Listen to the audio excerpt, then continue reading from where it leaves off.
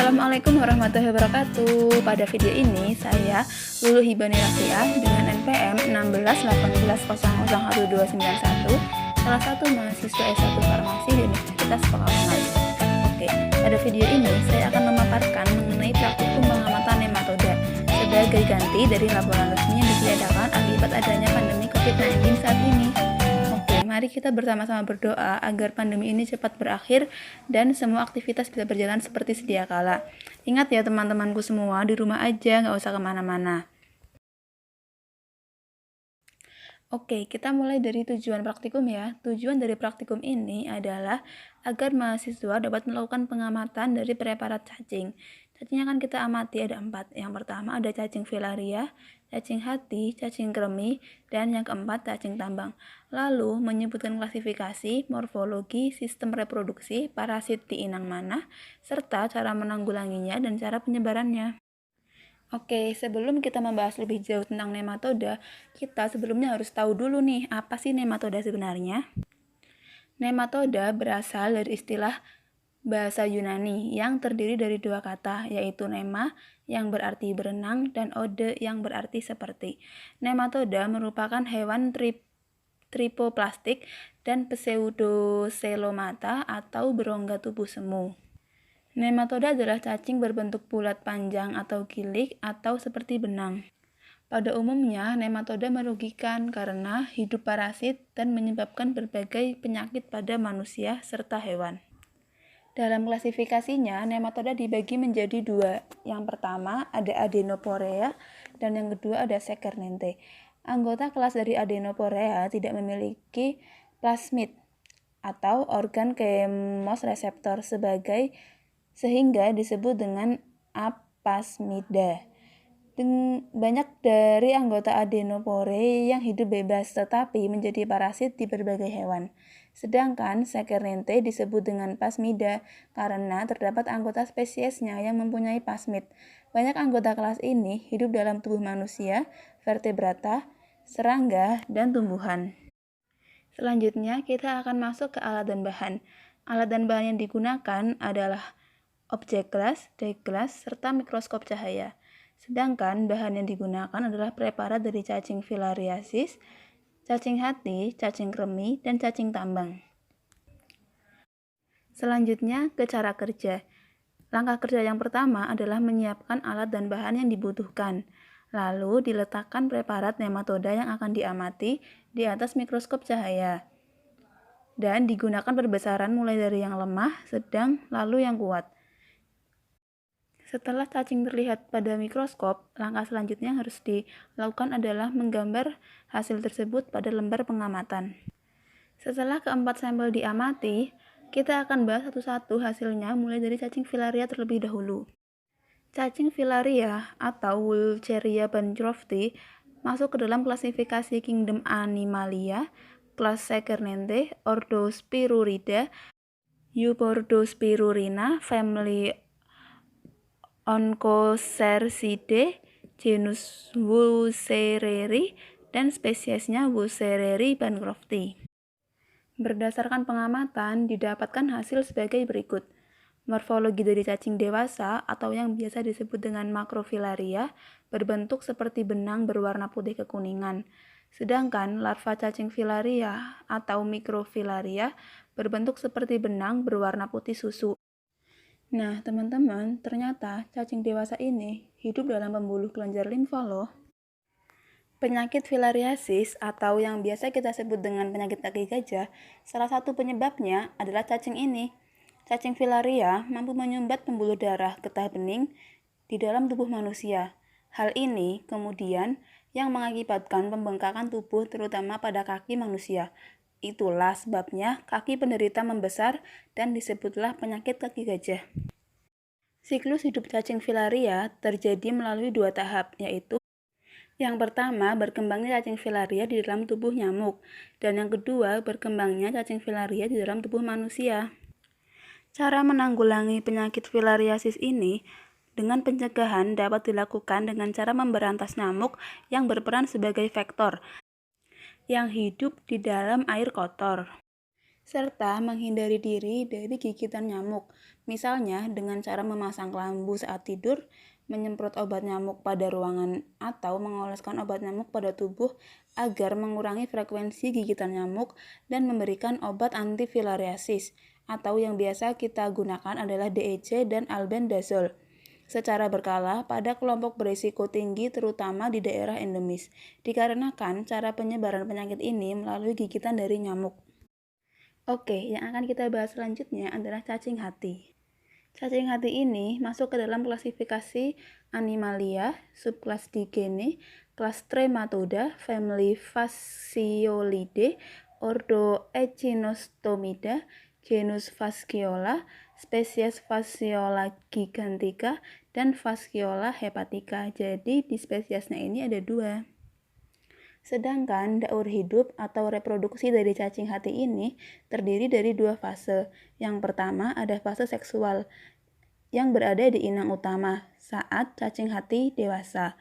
Dan yang kedua ada fase aseksual atau di inang perantara. Perantaranya ini masuk di dalam inang tubuh siput. Berdasarkan pengamatan tadi didapatkan hasil sebagai berikut. Dengan morfologi cacing hati mempunyai ukuran panjang 2,5 sampai 3 cm dan lebar 1 sampai 1,5 cm.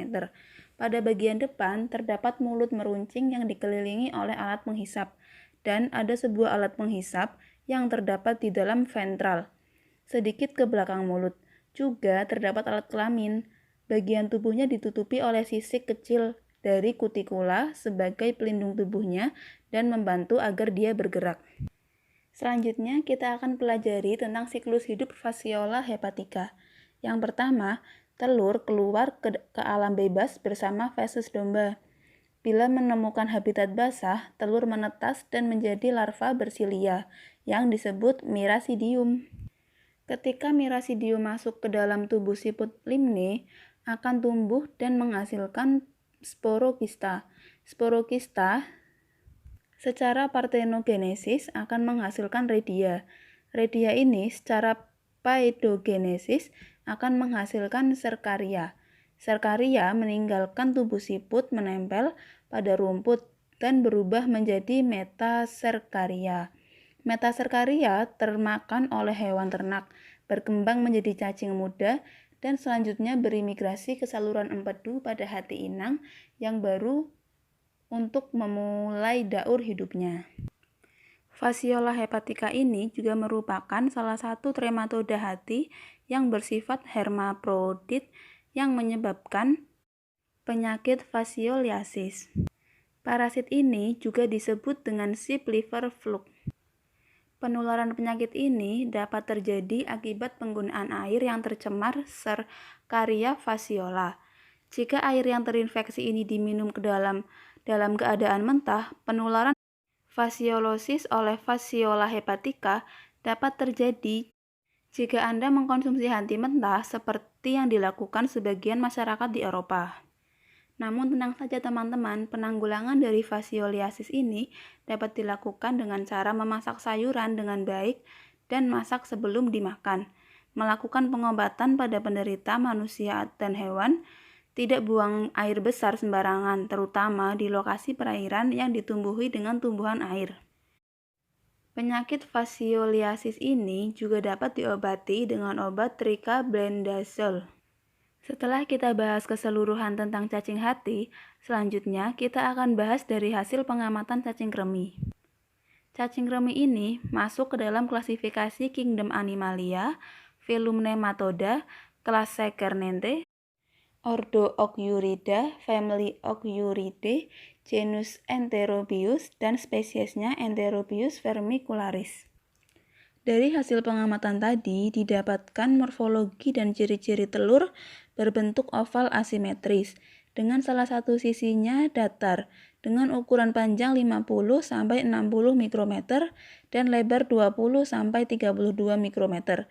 Dinding 2 lapis tipis dan transparan. Dinding luar merupakan lapisan albumin yang bersifat mechanical protection, sedangkan dinding dalam merupakan lapisan lemak yang bersifat chemical protection. Telur selalu berisi dengan larva. Ciri-ciri cacing dewasa. Ukuran cacing jantan dengan panjang 2-5 mm dan lebar 0,1 sampai 0,2 mm. Ukuran cacing betina dengan panjang 8-13 mm dan lebar 0,3 sampai 0,5 mm. Ujung anterior lebih tumpul dibandingkan ujung posteriornya yang meruncing. Terdapat penebalan kutikula atau kepalik ale pada ujung anterior mulut simpel dengan 3 buah bibir ujung posterior cacing jantan melengkung dengan sebuah spikula ujung posterior cacing betina yang lurus. Di dalam tubuh manusia, cacing ini dapat menyebabkan penyakit yang disebut okyuriasis. Penanggulangan cacingan akibat infeksi cacing kremi ini dapat dilakukan melalui berbagai cara, yang meliputi pertama, mencuci tangan dengan sabun dan air mengalir setelah menggunakan toilet, mengganti popok, dan sebelum makan. Untuk mencegah adanya infeksi ulang, penderita harus rajin mandi di pagi hari untuk menghilangkan telur di kulit. Nah, ini nih kenapa kita harus mandi kalau pagi hari. Oke, selanjutnya kita bisa rajin memotong kuku secara teratur dan menghindari menggigit kuku, serta menggaruk di sekitar anus. Sedangkan obat yang digunakan untuk membasmi cacing kremi ini adalah obat antelmintis seperti mebendazole, pyrantelpamol, dan albendazole. Selanjutnya yang akan kita bahas adalah reproduksi dari cacing kremi. Cacing dewasa hidup di dalam rongga sekum, kolom ascendens, dan appendix. Pada malam hari, cacing betina mengembara ke daerah anus atau daerah perianal untuk meletakkan telur-telurnya. Setelah 4-6 jam, telur menjadi infektif. Telur yang terdapat di perianal dengan perantaraan tangan atau debu tertelan dan menetas menjadi larva di usus halus. Larva masuk ke sekum dan ileum bagian bawah dan menjadi dewasa atau autoinfection. Selain secara peroral, Oxyuris vermicularis ini juga bisa masuk ke dalam tubuh manusia melalui anus, di mana telur yang terdapat di perianal menetas dan larvanya bisa masuk kembali ke usus melalui anus, atau yang biasa kita sebut dengan retroinfection. Setelah kita bahas tentang cacing kremi, selanjutnya yang akan kita bahas adalah preparat yang keempat, yaitu cacing tambang.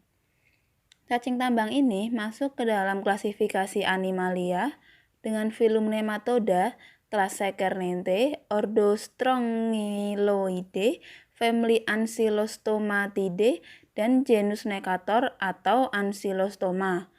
Nah, spesiesnya ada dua. Yang pertama Necator americanus dan yang kedua Ancylostoma duodenale.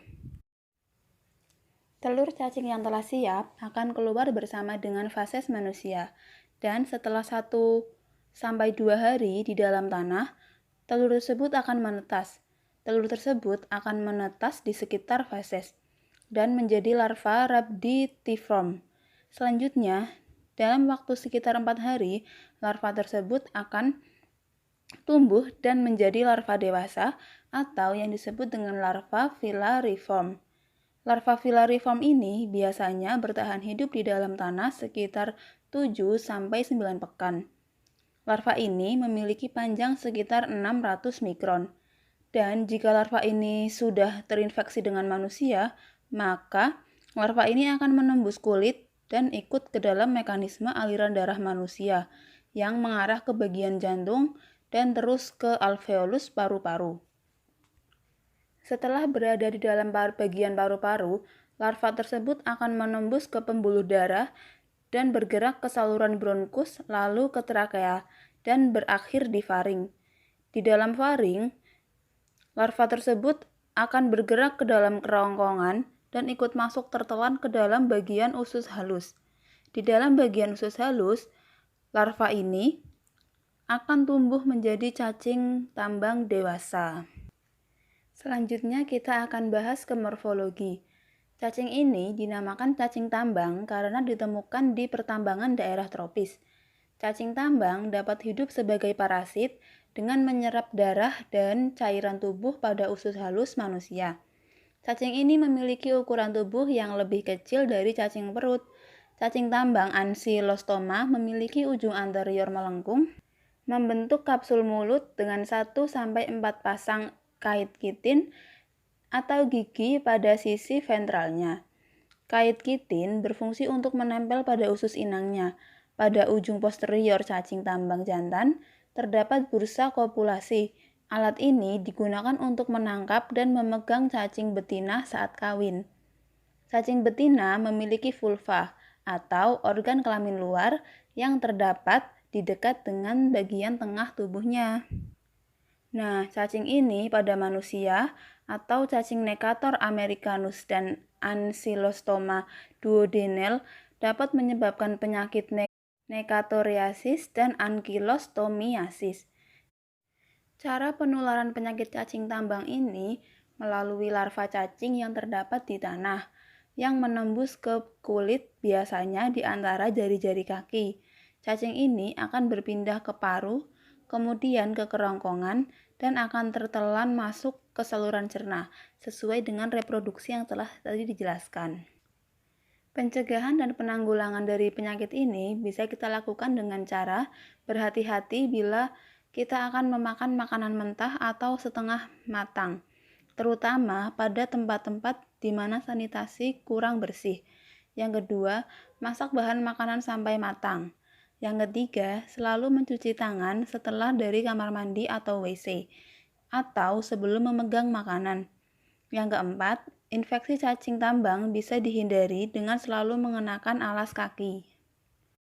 Oke teman-teman, dari pembahasan yang sudah kita pelajari tadi, dapat disimpulkan bahwa tiap-tiap cacing atau nematoda memiliki bentuk morfologinya dan daur hidup atau reproduksi yang berbeda-beda sesuai dengan klasifikasinya masing-masing, serta dapat menjadi parasit di inang yang ditempelinya. Biasanya, inang yang ditempelinya yaitu manusia. Untuk cacing filaria dapat menyebabkan penyakit filariasis. Untuk cacing hati dapat menyebabkan penyakit fasioliasis. Nah, untuk cacing kremi dapat menyebabkan penyakit oxyuriasis. Sedangkan untuk cacing tambang ini dapat menyebabkan penyakit nekatoriasis dan ankylostomiasis sesuai dengan spesiesnya.